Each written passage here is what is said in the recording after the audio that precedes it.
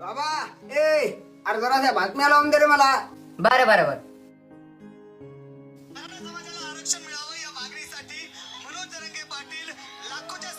काय गरज आहे बरं आपल्याला आरक्षणाची? पाटील माणूस जाऊ आपण.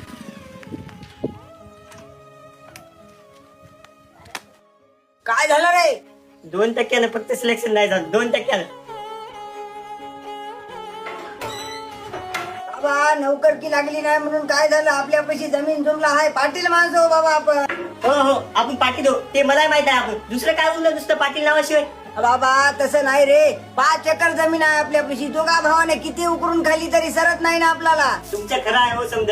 आम्हाला 5 एकर जमीन आहे. त्याच्यात दोघं भाऊ आहो आम्ही. आम्हाला किती येते? 2.5 एकर. मात्र येणाऱ्या पिढीसाठी नोकरकीची गरज आहे हो. आज आरक्षण असतं तर मग सिलेक्शन झालं असतं. फक्त 2% गेलो. 2%. अरे बाबा आपल्यासारख्याला नोकरक्या लागत नाही तर रे. काहून लागत नाहीत? आपल्या ते जिद्द आहे ना करायची. मात्र ते आरक्षण पाहिजे ना त्याला. रे बाबा तू म्हणायला ते गोष्ट खरी आहे मात्र भेटायला पाहिजे ना. का नाही भेटत? भेटते. त्यासाठी आपल्याला एकजूट व्हावं लागेल. बाबा तू म्हणायला ते गोष्ट खरी आहे रे. आज किती दिवस झाले मनोज दादा जरांगे पाटील लढायला येत.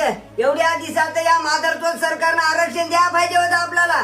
अहो बापू म्हणून तर म्हणालो ते एकटा वाघ लढायला आपल्या मराठा समाजासाठी. आता आपली तिथं खरी गरज आहे. म्हणून तर म्हणतो तुम्हाला आता पाटीलपणा काढा अंगाचा. चला आता आपण जाऊ त्या मुंबईला. बाबा मयाच्यानं काय बंबईला जाणं होत नाही पाय. पण येत्या 29 तारखेला मनोज दादा जरांगे पाटलाला ऐकण्या पाठिंबा द्यासाठी तू बंबईला जाय आणि यालाही घेऊन जा. हो दादा मी पण येतो आणि माझ्या मित्राला पण सांगतो. आता नाही तर कधीच नाही. एक मराठा लाख मराठा. चलो मुंबई. शिवाचे मोडी तो वैराची मुंडकी